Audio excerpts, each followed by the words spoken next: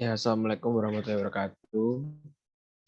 Perkenalkan kami dari kelompok 9 kelas TI 408 beranggotakan saya sendiri, Ahmad Rinda, Adil Wahyu, dan Fioni Putri. Pada kesempatan kali ini kami akan membawakan presentasi kami tentang kasus inflasi dan deflasi di suatu negara. Nah, outline pada hari ini adalah pengertian dampak penyebab inflasi deflasi dan kasus-kasusnya. Yang pertama, inflasi. Apa itu inflasi? Secara umum, inflasi dapat diartikan adalah ukuran dari peningkatan umum tingkat harga dalam perekonomian dan diwakilkan dengan indeks harga eksklusif. Jenis-jenis inflasi. Inflasi bisa dibagi menjadi tiga, berdasarkan sifat, berdasarkan asalnya, dan berdasarkan sebab. Nah, yang pertama itu berdasarkan sifat. Inflasi ringan ditandai dengan peningkatan laju inflasi yang rendah. Biasanya ini inflasinya kurang dari 10% dalam 1 tahun. Yang kedua yaitu inflasi sedang. Jenis inflasi ini sedikit lebih tinggi dibandingkan inflasi ringan, berkisar antara 10 sampai 30% per tahun. Yang ketiga yaitu inflasi berat. Laju inflasinya mulai dari 30 sampai 100%. Dan yang terakhir yaitu inflasi sangat berat. Lajunya lebih dari 100%. Bahkan di Indonesia sendiri pernah mengalami hyperinflasi ini pada tahun 1998, yaitu mencapai 600%.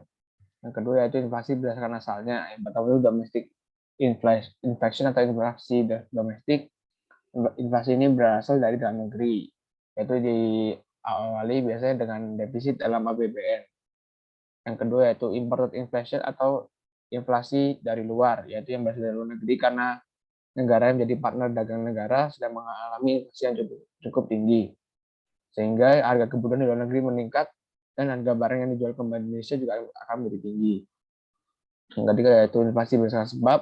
Yang pertama ada demand pull inflation, yaitu inflasi yang terjadi akibat sebuah demand tidak imbang dengan jumlah penawaran. Yang kedua itu ada cost push inflation. Cost push inflation disebabkan oleh kenaikan biaya produksi yang disebabkan oleh kenaikan biaya input atau faktor produksi. Yang terakhir adalah bottleneck inflation, yaitu inflasi yang penyebabnya adalah faktor permintaan atau faktor penawaran. Yang kedua ada yang selanjutnya ada dampak inflasi. Inflasi memiliki dampak positif, yaitu dari segi seorang debitur, uang yang dikembalikan ke kreditur tentu akan lebih rendah daripada saat pertama kali pinjam. Dari sisi pebisnis atau wirausaha, memperoleh pendapatan yang lebih banyak daripada kenaikan biaya produksi yang mereka sudah keluarkan. Dampak negatifnya yaitu tergantungnya stabilitas ekonomi suatu negara, daya ekspor menurun, penetapan harga pokok menurun atau meningkat, terjadi karena presentasi inflasi yang tidak teratur, dan pendapatan masyarakat menurun. Yang kedua itu adalah deflasi. Apa sih deflasi itu? Deflasi adalah lawan dari inflasi. Kalau inflasi terjadi karena ada jumlah uang beredar, sebaiknya deflasi terjadi karena jumlah uang yang beredar di masyarakat terlalu sedikit. Jenis-jenis deflasi. Deflasi memiliki dua jenis, yaitu strategis dan sirkulasi.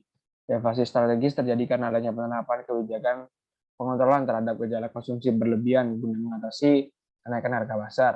Yang kedua yaitu deflasi sirkulasi, terjadi pada saat transisi dari suatu kesuksesan perekonomian menjadi kemerosotan perekonomian.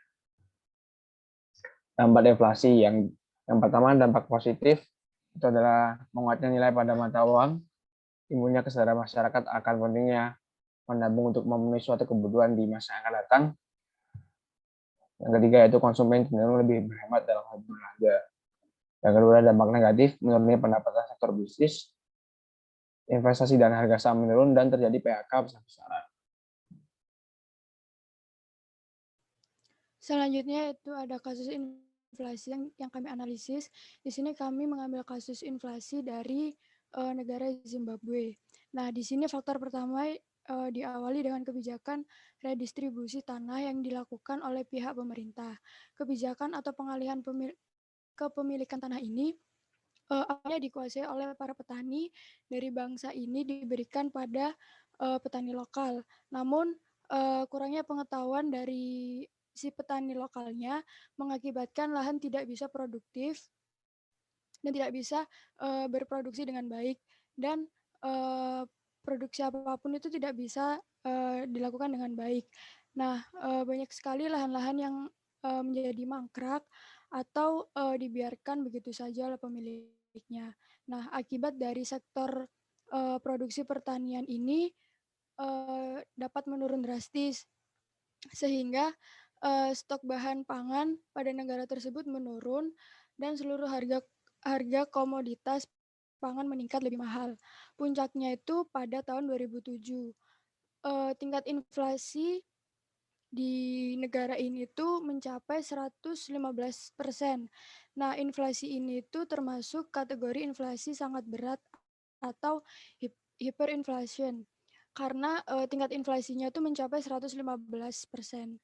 Lalu, negara ini tuh, bisa bangkit dari keterpurukannya dengan cara pihak pemerintahnya mengeluarkan kebijakan dengan mencetak mata uang baru guna membiayai pengeluaran pemerintah dari pinjaman, luar negeri dan juga, kebijakan ini lantas, menambah peredaran uang di pasar.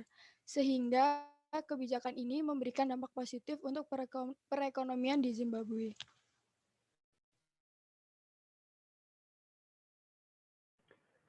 Kemudian selanjutnya kasus yang kedua merupakan kasus yang membahas tentang deflasi. Dalam kasus ini kami membahas kasus deflasi yang ada di Jepang. Jepang mengalami deflasi terdalam sejak 10 tahun terakhir pada bulan November 2020, di tengah perang terhadap kebangkitan infeksi virus corona di negara tersebut. Dilansir dari Bloomberg, Kementerian Dalam Negeri Jepang mencatat indeks harga konsumen atau IHK inti yang tidak termasuk makan segar turun sebesar 0,9% dibandingkan bulan yang sama tahun sebelumnya. Penurunan ini didorong oleh turunnya biaya energi. IHK melanjutkan penurunannya setelah mencapai minus 0,7% pada Oktober. Data IHK bulan November ini sejalan dengan perkiraan median analisis sebelumnya. Meskipun pelemahan harga diperkirakan tidak akan memicu lebih banyak stimulus dari Bank of Japan atau BOJ dalam waktu dekat, namun penurunan harga berkelanjutan dapat memicu ekspektasi inflasi yang lebih rendah yang mengakibatkan deflasi lebih dalam. Hal ini menjadi masalah jangka panjang bagi BOJ. Untuk saat ini, fokus BOJ adalah memastikan pasar agar tetap stabil dan bisnis bisa mendapatkan kredit pada hari yang diperkirakan mempertahankan suku bunga acuan, tetapi memperluas program pendanaan khusus untuk mendukung bisnis yang terdampak pandemi. Ekonom Norinchukin Research Institute Takeshi Minami mengatakan BOJ sudah melakukan apa yang sudah bisa dilakukannya secara semaksimal mungkin, dengan pembelian obligasi secara besar-besaran, secara bertahun-tahun dan tingkat bunga suku yang negatif. Bank sentral akan mencoba untuk meminimalkan kebangkrutan dengan meningkatkan pembiayaan perusahaan. Ini adalah waktu istirahat bagi BOJ, ungkap Miami, seperti dikutip Bloomberg. Gubernur BOJ Haruhiko Kuroda mengatakan dia tidak terlalu khawatir dengan penurunan harga baru-baru ini karena faktor khusus, termasuk dampak kampanye diskon pemerintah untuk membantu sektor jasa yang bersifat khusus, termasuk dampak kampanye diskon pemerintah untuk membantu sektor-sektor jasa yang bersifat sementara, namun data inflasi yang lemah menambah kekhawatiran bahwa pemulihan Jepang kehilangan momentum di tengah peningkatan infeksi virus corona yang membuat sentimen mereda dan memicu langkah pemerintah untuk membatasi aktivitas selama liburan demi meningkatkan perekonomiannya dan bangkit dari deflasi.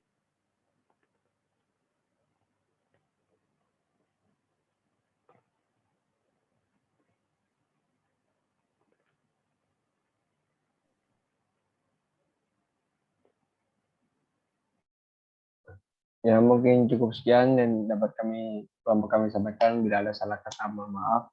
Assalamualaikum warahmatullahi wabarakatuh.